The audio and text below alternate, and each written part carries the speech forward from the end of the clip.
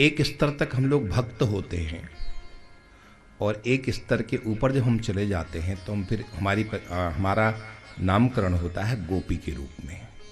और गोपी मतलब है जो उस रास को पा चुकी है, उसका नाम गोपी है।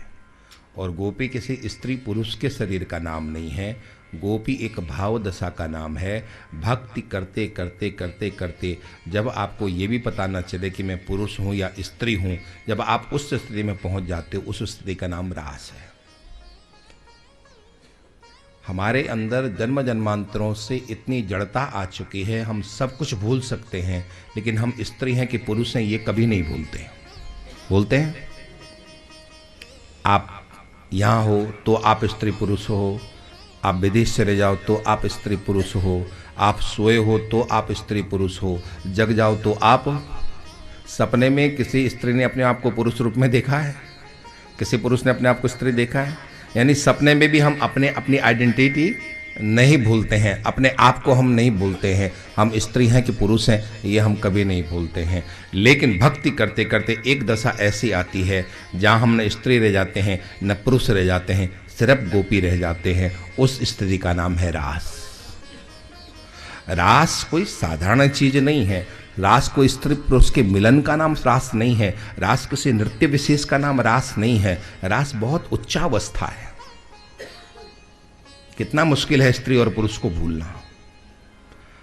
आज से 20 वर्ष पूर्व आप ट्रेन में यात्रा कर रहे हो और कोई स्त्री या पुरुष आपको कोई भी मिला हो, 20 वर्ष पूर्व आप यहाँ से ट्रेन में, पहले तो ट्रेनों की बहुत लंबी यात्रा होती, आप ट्रेन में यात्रा कर रहे हो, स्त्री पुरुष आपकी वहाँ घंटों उससे बात चली या उस स्त्री से बात चली, घंटों बात चली, उसके बाद वो अपने घर आप अपने घर। लेकिन अगर 20 वर्ष बाद भी आपको याद आएगा तो और चीज़ें भले आप भूल जाओ, उसका नाम भूल जाओ, उसका पता भूल जाओ, और चीज़ें सब भूल जाओ, लेकिन या स्त्री था या पुरुष है ये कभी भूला जा सकता है? स्त्री और पुरुष हम कभी भी, या तो वो थी या वो था, ये हम कभी नहीं भूलते। बाकी हम उसका नाम भूल जाएंगे, उसका पता भूल जाएंगे, वो क्या करता था क्या करती थी ये भी भूल जाएंगे, लेकिन हम क्या नहीं भूल पाएंगे? स्त्री थी या पुरुष थी वो हम नहीं भूल पाते हैं। इतना हमारे अंदर ये स्त्री और पुरुष जड़ हो रखा है, यानी देह भान हमारे अंदर इतना जड़ हो रखा है। और आप गोपी समझे कि गोपी कौन है? गोपी वो है जो देह भाव को भी भूल जाए। महारास वहां से प्रारंभ होता है। पंचम भूले देह सुध छठी भावना रास की। श्री हरिदास जी ने कहा था कि आप रास में कब जाते हैं? जब आप देह भान से भी छूट जाएं। इतना आसान नहीं है ये, बहुत मुश्किल, बहुत उच्चावस्था है देह भान से परे हो जाना। कहना बहुत सरल है, देह भान से ऊंचा उठने का नाम रास है, लेकिन वहां तक पहुंचना बहुत मुश्किल है।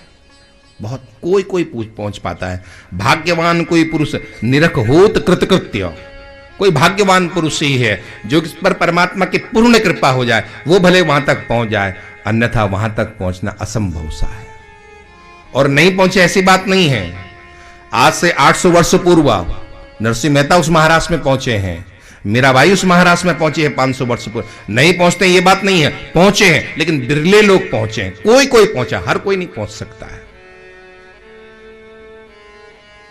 इतनी साधना करना संभव बात है? मीराबाई क्या कहती थी? मेरे तो गिरधर गोपाल दूसरो न कोई, जाके सिर में मोर मुकुट मेरो पति सोए। मीराबाई ने हृदय से कहा था, हम बुद्धि से कहते हैं। मीराबाई ने कहां से कहा था? हृदय। और हम कहां से कहते हैं? मंदिर में बैठते हैं और भगवान को थोड़ा सा मस्का लगाने का प्रयास करते हैं। तुम ही हो माता पिता, तुम ही हो बंधु। भगवान भी समझता है बेटा यहाँ तू नकली बात कर रहा है, तेरा तो सब बाहर बैठे हुए हैं सब। तो मुझे अपनी माँ कह रहा है, पिता कह रहा है, भाई कह रहा है, सब कुछ कह रहा है, नहीं तो ये झूठ बोल रहा है। तेरा असली कौन है? सब बाहर बैठे, इस मंदिर के बाहर सब हैं तेरे।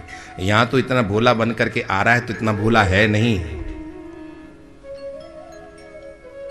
पंचम भूले देह सुध छठी भावना रास की।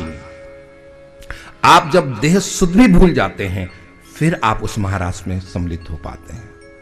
और यहां सुखदेव जी ने कहा है, निसम्य गीतम तदनंग वर्धनम ब्रजस्त्रिया कृष्ण गृहीत मानसा। भगवान ने बांसुरी बजाई और किनको ये बांसुरी सुनाई दी? जिनके मन में कृष्ण बसे हुए थे उनको सुनाई दी है। यानी आज भी वृंदावन में बांसुरी बज रही है और उस बांसुरी को सुनने के लिए आपको वृंदावन जाने की जरूरत नहीं है। आप इसी कलकत्ता में बैठ करके, हावड़ा में बैठ करके या जहां भी बैठ करके आप जिस अपने अपने घरों में बैठ करके उस बांसुरी को सुन सकते हो। लेकिन कब? जब आप छठी भावना में पहुंच जाओगे, जब उस छठवें स्तर पर आप पहुंच जाओगे, जब आप देह भान से भी परे हो जाओगे, तब। बहुत कम लोग वहां तक पहुंच पाते हैं। नरसिंह मेहता पहुंचे हैं वहां। नरसिंह मेहता को भगवान शंकर लेकर के आए वृंदावन में और उस रास को देख करके इतने मुग्ध हो गए, उन्हें शरीर भान भी नहीं रहा कि मैं कौन हूं। हाथ जलने तक लग गया, लेकिन तब भी उनको ये नहीं लगा कि मेरा। आपको एक आग की तिनगी भर पड़ जाए, पता चलता है कि नहीं चलता है? महिलाएं भोजन बनाती हैं, थोड़ा एक गरम तेल की चींटी पड़ जाए तो पता चलेगा कि नहीं? चलता है ना? मैं रोज हवन करता हूं, थोड़ा पड़ता है तो पता चलता है, एक भी चिंगारी आके पड़े तो पता चलता है।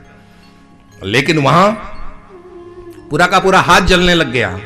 लेकिन उस महाराज में इतने तल्लीन हो गए वो नरसिंह मेहता कि पता ही नहीं चला। इससे पता चलता है कि महाराज कोई शरीर की लीला का नाम नहीं है, कि शरीर की क्रिया का नाम महाराज नहीं है। शरीर भाव से जब आप ऊपर उठ जाते हो, उस दशा का नाम